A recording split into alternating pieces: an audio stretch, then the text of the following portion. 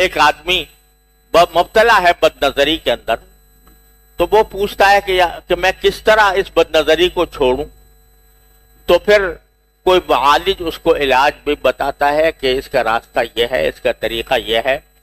اس طریقے کے اوپر عمل کرنے سے، اگر اس طریقے پر عمل کرے گا تو انشاءاللہ رفتہ رفتہ وہ چھوٹ جائے گا. وہ طریقے اگر ہم باہم بیٹھ کر، ایک ساتھ بیٹھ کر ان کا مذاکرہ کریں اور ان کو آپس میں ایک دوسرے سے ذکر کریں تو کچھ بعید نہیں ہے کہ اللہ تبارک و تعالی ان کے ذریعے ہمیں اس بلا سے نکال دے. اب یہ ہمارے اس وقت جو موجودہ حالات ہیں اس میں اصلاح نفس کے لیے ہمارے تجربے کے مطابق حضرت حکیم الامت مولانا اشرف علی صاحب تھانوی قدس اللہ تعالی سرہ نے جو خدمات انجام دی ہیں اور جو اپنا ورثہ چھوڑا ہے، وہ شاید اس وقت اصلاح نفس کے لیے اس سے زیادہ مؤثر اور اس سے زیادہ مفید چیز کوئی اور مجھے نظر نہیں آتی. ان کے ہاں ایک مستقل سلسلہ ایسا رہا کہ لوگ ان کے پاس جاتے تھے، ان کی صحبت میں رہتے تھے، ان کے ساتھ اصلاحی تعلق قائم کرتے تھے.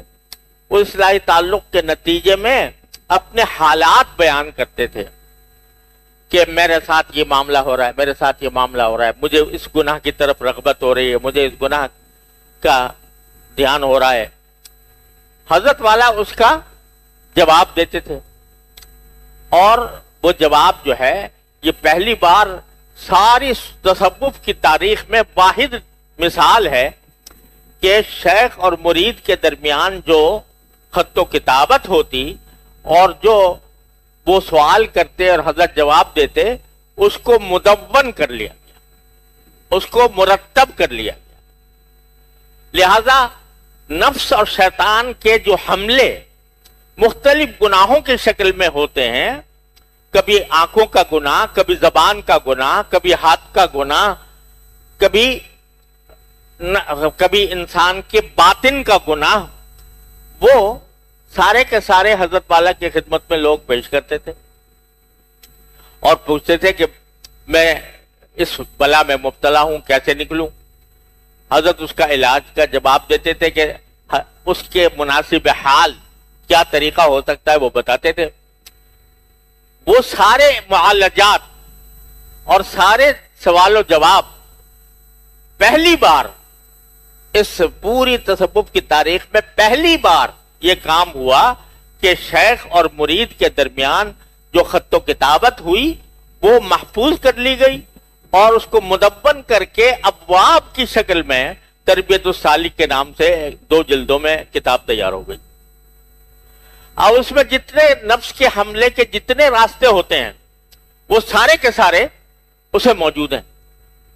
اخلاق حمیدہ کس طرح حاصل کیا جائے اور اخلاق رذیلہ سے کس طرح بچا جائے، وہ سارے معالجات وہ اس کے اندر موجود ہیں.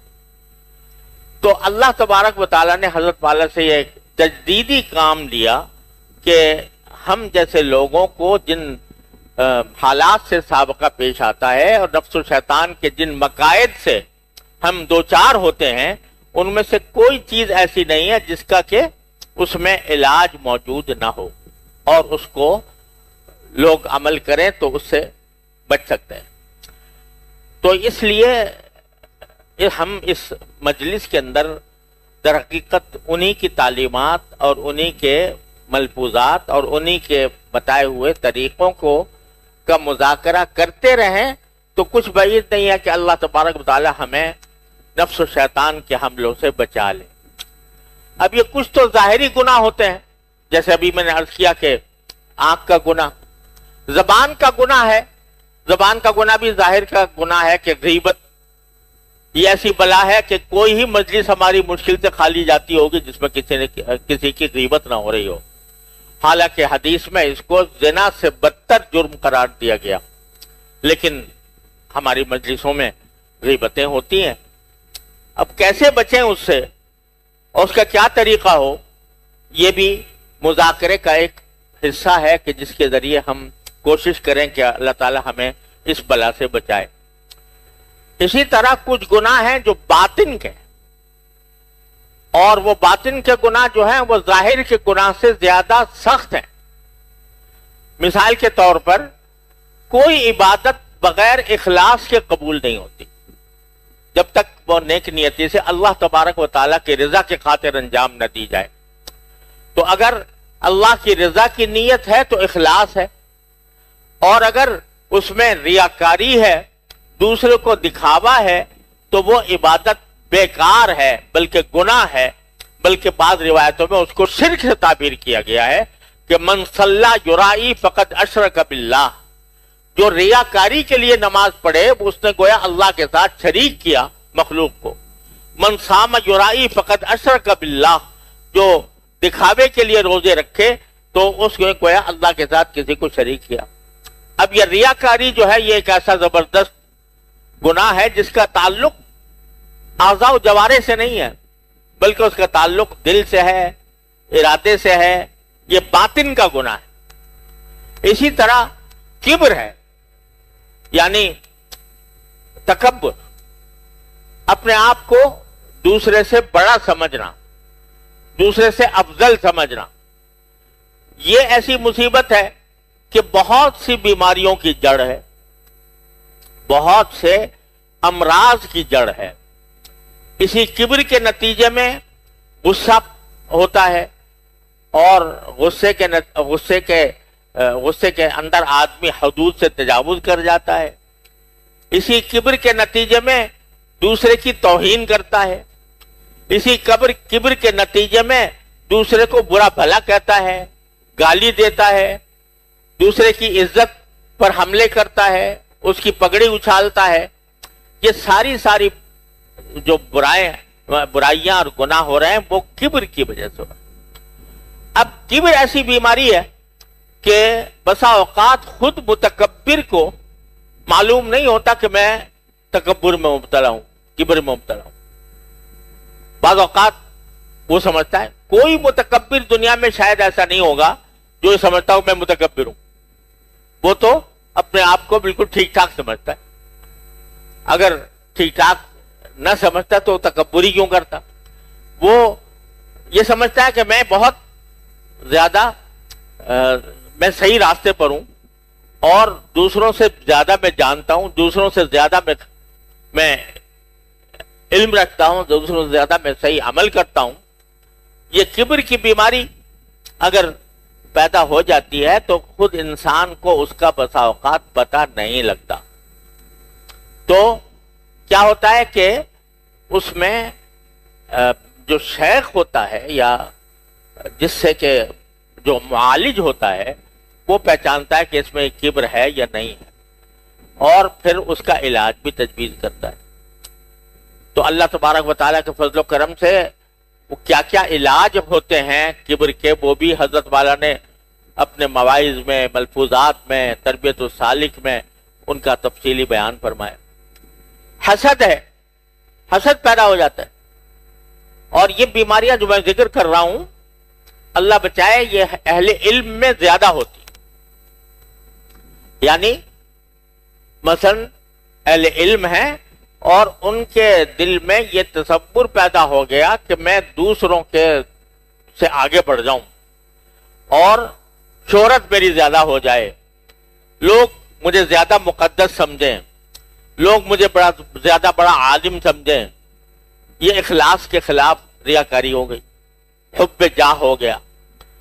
اسی طرح بعض اوقات جب آدمی کسی علم میں اللہ تبارک و تعالی نے اس کو کوئی مقام دے دیا، یعنی کوئی علم اچھا اس کو حاصل ہو گیا، تو وہ سمجھتا ہے کہ میں بہت بڑا علامہ ہو گیا، اور میں دوسرے جو ہیں وہ میرے آگے کچھ بھی حقیقت نہیں رکھتے علم کے اعتبار سے۔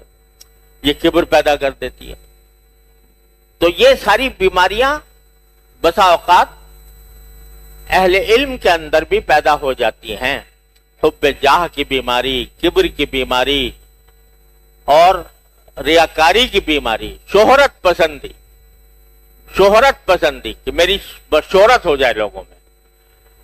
اور حدیث میں رسول کریم صلی اللہ علیہ وسلم نے جا فرمایا من سمع سمع اللہ بہ، جو شخص اپنی شہرت کی کوشش کرتا ہے تو اللہ تعالیٰ اس کی بدنامی کر دیتے ہیں، وہ بدنام ہو جاتا ہے آخرت میں.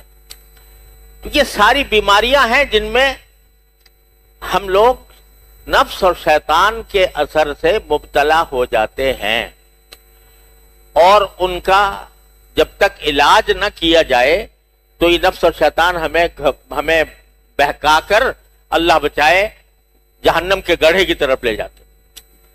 تو باہم اگر مذاکرہ ہوتا رہے اور ہم ایک دوسرے سے ان باتوں کا تذکرہ کرتے رہیں تو امید ہے کہ انشاءاللہ رفتہ رفتہ یہ باتیں ہمارے دلوں میں اتر جائیں اور ہم جن برائیوں میں غلطیوں میں مبتلا ہیں ان کی اصلاح ہو جائے. حسد ہے، میں جیسے حسد کا ذکر کر رہا تھا، تو حسد یہ ایک ایسی بیماری ہے کہ اکثر و بیشتر پیدا ہو جاتی ہے. کسی آدمی کو دنیا کے اعتبار سے مال زیادہ مل گیا، دنیاوی مرتبہ اس کو حاصل ہو گیا، مجھے حاصل نہیں ہوا، تو میرے دل میں جلن پیدا ہو جاتی ہے اس کے خلاف. کسی کے علم کا شہرہ زیادہ ہو گیا، میرا نہیں ہوا، تو میرے دل میں یہ خیال پیدا ہو جاتا ہے کہ بھئی یہ مجھ سے آگے بڑھ گیا. کسی آدمی کو اگر اچھی گاڑی میسر ہے تو وہ یہ سوچتا ہے کہ بھئی یہ مجھ سے آگے بڑھ گیا، مجھے کیوں نہ ہوئی. اس قسم کی جو کیفیات ہیں وہ انسان کے دل میں حسد پیدا کر دیتی ہیں. تو اس کا کیا علاج ہوگا، کس طرح اس کا علاج کیا جائے گا؟ اسی طرح بغض ہو جاتا ہے. کسی انسان سے ایسی نفرت ہوئی کہ بغض ہو گیا. بغض کے معنی یہ کہ اب میں چاہتا ہوں کہ یہ ذلیل ہو، یہ خوار ہو، اس کو تکلیف پہنچے، اس کو دنیا کے اندر بدنام ہو. یہ بغض پیدا ہو گیا کسی شخص. اور یہ بغض ایسی مصیبت ہے، اللہ بچائے، کہ حدیث میں آتا ہے کہ شب قدر میں اللہ تبارک و تعالی انسانوں کی مغفرت فرماتے ہیں، اتنے زیادہ انسانوں کی کہ جتنے بنو کلب کی بکریوں کے جسم پر جو بال ہیں. بنو کلب کی قبیلہ تھا، اس کی بکریاں بے شمار تھیں اور ہر بکری کے اوپر بے شمار بال تھے. تو فرمایا کہ شب قدر میں اتنے لوگوں کی مغفرت فرماتے ہیں جتنا بنو کلب کی بکریوں کے بال ہیں. لیکن دو آدمیوں کی مغفرت کا فرمایا نہیں ہوتی اس میں. ایک وہ کہ جو پاؤں اپنا پاجامہ ٹخنوں سے نیچے رکھے اور جو کبر کی علامت ہے، اور دوسرے وہ جو دوسرے سے کسی سے بغض رکھتا ہو. بغض رکھنے کے معنی کیا ہے؟ دوسرے کی بدخواہی، دوسرے کے بارے میں یہ تصور کرنا کہ اس کے پاس مال ہے تو وہ چلا جائے، یا اس کے پاس اگر عزت ہے تو وہ بے عزت چلی جائے، یہ اگر مشہور ہے تو اس کی شہرت ختم ہو جائے، یہ اگر کوئی بھی اچھائی اس کے پاس ہے وہ ظاہر ہو جائے. بدخواہی کسی کی، یہ ایسی خطرناک چیز ہے کہ شب قدر میں بھی ایسے آدمی کی مغفرت نہیں ہوتی. لیکن بہت سی مرتبہ ہم مبتلا ہو جاتے ہیں، کسی آدمی کے ساتھ بغض ہو گیا.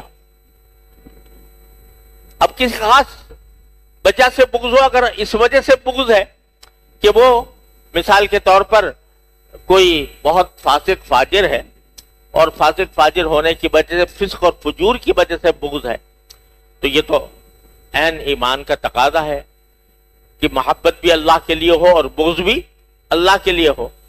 لیکن کسی کی ذات سے بغض ہو جانا کہ اگر وہ اپنی اصلاح بھی کر لے تب بھی میں تو اس کو بدخواہی کروں گا اس کے ساتھ. تو یہ بغض ایسی چیز ہے کہ جو انسان کو اللہ تعالیٰ کی مغفرت سے بھی روکتی ہے. یہ سخت بیماری ہے. تو یہ جو ہم لوگ نفس اور شیطان کے حملوں کا شکار ہیں مستقل، اپنے اعمال ظاہرہ میں بھی اور اپنے اعمال باطنہ میں بھی، اور باطنہ میں زیادہ، ظاہرہ میں کم. میں اس ماحول کی بات کر رہا ہوں جو ہمارا اپنا ماحول ہے، کہ اس ماحول کے اندر الحمدللہ جو ظاہری اعمال ہیں وہ کرنے کی توفیق ہو جاتی ہے، جیسی کیسی ہوتی ہے، لیکن وہ بھی اللہ تعالیٰ کا کرم ہے، فضل ہے، انعام ہے کہ وہ توفیق ہو رہی ہے۔ نماز پڑھ رہے ہیں، رمضان کا مہینہ آتا ہے روزہ رکھ لیتے ہیں، جب حج کے لیے استطاعت ہوتی ہے تو حج کر لیتے ہیں، عمرہ کر لیتے ہیں۔ یہ ظاہری اعمال بظاہر درست ہو رہے ہیں، لیکن ان ظاہری اعمال کی جو روح ہے کہ وہ اللہ کے لیے ہو، اخلاص کامل ہو، اور ان کے اندر خشوع ہو، تعلق مع اللہ ہو، اللہ تعالیٰ کے ساتھ محبت ہو، اللہ تبارک و تعالیٰ کی طرف رجوع کرنے کی توفیق ہو، یہ ساری باتیں جو ہیں یہ ان اعمال میں روح پیدا کرتی ہیں۔ وہ روح کیسے پیدا ہو؟ تو اس کا ہی تعلق اسی کو یہ موضوع ہے در حقیقت تصوف کا، نام اس کا تصوف رکھ لو، طریقت رکھ لو، سلوک رکھ لو، احسان رکھ لو، تزکیہ رکھ لو، جو چاہے اس تعبیر کر لو، لیکن اعمال کے اندر روح پیدا کرنا جو اللہ تعالیٰ کے ہاں مقبول ہونے کی شرط ہے، یہ ہے اصل مقصود۔ اسی طرح ان گناہوں سے بچنا کہ جو ظاہر کے گناہوں سے بھی بچنا اور باطن کے گناہوں سے بھی بچنا، یہ ہے دوسرا عظیم مقصود۔ اس کو کس طرح حاصل کیا جائے، اس کے کچھ طریقے ہیں جو بزرگوں نے بتائے ہیں، اس کے طریقے ہیں جن کی تلقین فرمائی گئی ہے، اور خاص طور پر حضرت حکیم الامت قدس اللہ تعالیٰ سرہ کے مواعظ میں، ملفوظات میں، ان کے خطوط میں یہ چیز موجود ہے۔ اس کا اگر ہم باہم مذاکرہ کریں گے تو انشاءاللہ اللہ تعالیٰ سے امید ہے اس کی رحمت سے کہ مذاکرہ کرنے کے نتیجے میں ہمارے اندر ہمت پیدا ہوگی۔ ہمت پیدا ہوگی تو پھر ہمت ہی تمام کاموں کی اصل اور بنیاد ہے۔ جہاں کہیں غلطی ہوتی ہے یا شیطان اور نفس کا غلبہ ہوتا ہے، وہ اس وجہ سے ہوتا ہے کہ ہمارے اندر ہمت نہیں، شیطان کا مقابلہ کرنے کی، نفس کا مقابلہ کرنے کی طاقت نہیں ہے۔ جب باہم ایک بیٹھتے ہیں اور مذاکرہ ہوتا ہے تو اس سے کچھ ہمت میں بیداری پیدا ہوتی، ہمت میں بیداری پیدا ہوتی ہے تو پھر شیطان اور نفس سے مقابلہ بھی آسان ہو جاتا ہے، رفتہ رفتہ آدمی اس کا عادی بن جاتا ہے۔ تو ہمارا جو اس اجتماع کا اصل مقصود ہے وہ ہمت پیدا کرنا۔ کاہے کی ہمت؟ کہ معمورات کی پابندی اور منہیات سے یعنی گناہوں سے بچنے کی کوشش، اس کی ہمت پیدا کرنا۔ یہ ہمت باہمی مذاکرے سے اور بار بار ایک بات کے سننے اور کہنے سے وہ ہمت بیدار ہوتی ہے۔ ہمت بیدار ہوتی ہے تو وہ سارے کاموں کی جڑ ہے۔ آدمی اگر کوئی طاعت انجام دیتا ہے اس کے لیے ہمت کی ضرورت ہے، اگر کسی گناہ سے بچتا ہے تو ہمت کی ضرورت ہے۔ ہمت ہر حال میں جو بنیاد ہے وہ ہمت کو مضبوط کرنا ہے، ہمت کو تقویت پہنچانا ہے، ہمت کو تازہ کرنا ہے۔ تو یہ مجلس جو ہے در حقیقت اس کام کے لیے ہے۔ اب اس میں بعض اوقات ہم کسی کوئی آیت ذہن میں آ جاتی ہے اس پر بات کر لیتے ہیں، کبھی حدیث آ جاتی ہے اس حدیث پر بات کر لیتے ہیں، کبھی کسی بزرگ کا مقولہ آ جاتا ہے اس پر بات کر لیتے ہیں۔ مقصود سب کا ہمت تازہ کرنا، تاکہ ہم اس ہمت کو استعمال کر کے شیطان اور نفس کے حملوں سے بچ سکیں۔ یہ ہے مقصود اس اجتماع کا، یہ اس مجلس